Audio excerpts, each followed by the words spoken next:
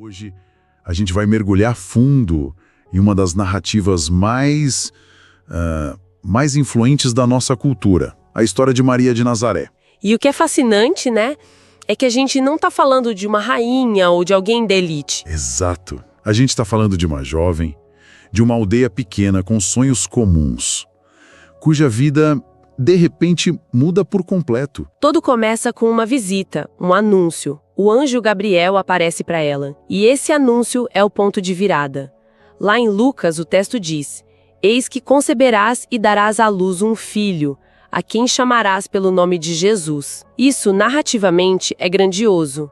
Mas na prática, no contexto daquela época... Uma gravidez fora do casamento. Era um risco de vida. Não era só um escândalo social. Sob a lei da época, poderia ser uma sentença de morte, literalmente. Nossa, isso muda completamente o peso da situação, né? Então a reação dela não é tipo uma aceitação cega. Não mesmo. Ela questiona. De uma forma muito lógica, ela pergunta: como isso vai acontecer? Ela pensa nas consequências, e é só depois da explicação que vem a resposta dela. Uma resposta que define tudo.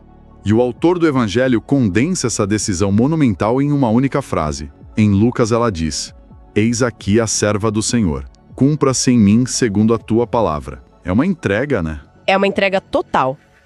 Mas o ponto-chave aqui, sabe, é que a gente vê que a obediência dela não é a ausência de medo, de forma alguma. É a fidelidade apesar do medo. Exatamente. É uma escolha consciente de seguir em frente, mesmo com todos os riscos.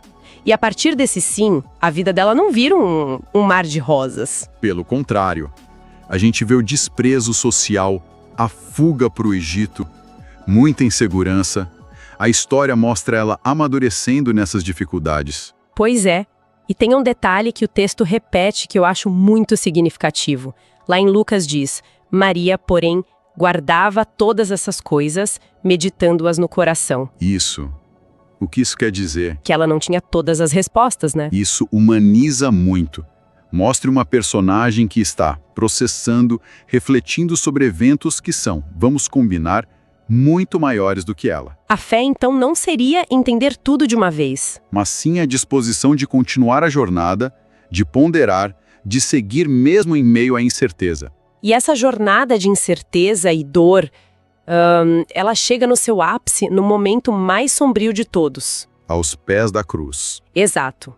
A promessa que ela recebeu lá no início parece ter se desfeito da forma mais brutal possível. E o texto faz uma conexão direta com isso. Lembra daquela profecia logo no começo da vida de Jesus? Sim, quando Simeão diz a ela: "Isso. E uma espada traspassará a tua própria alma." A cena da cruz é o cumprimento literal disso. A promessa que foi uma honra se torna sua dor mais profunda. E o fato dela ficar ali, ela não foge, não reclama, ela permanece. A presença silenciosa dela ali é talvez o seu ato de fé mais poderoso em toda a narrativa. Mostra que a fé verdadeira sustenta, mesmo quando não há mais nada. Então, se a gente for juntar as peças, o que faz essa história ser tão duradoura? Olha, eu vejo alguns pontos. Primeiro, a ideia de Deus usar uma pessoa comum para um propósito extraordinário. Isso cria uma conexão, sabe? Faz sentido. A gente se identifica. Segundo, a noção de que a obediência, a fidelidade, muitas vezes vem antes do entendimento completo. A gente não precisa ter todas as respostas para dar o próximo passo. E por fim, que a fé se mostra de verdade é na constância, né? Não só nos milagres, é na resiliência. Exato. O legado dela não foi construído na busca por destaque, mas na fidelidade silenciosa. E tudo isso se ancora naquela frase do anjo lá no comecinho. Porque para Deus, nada é impossível. Essa é a premissa que sustenta toda a jornada dela, a base da confiança. O que nos deixa, então, com uma reflexão final, né? Essa análise nos faz perguntar: o que realmente constrói um legado eterno? Talvez não seja a fama ou a posição, mas a coragem de dizer sim a um propósito que parece muito maior do que as nossas próprias forças.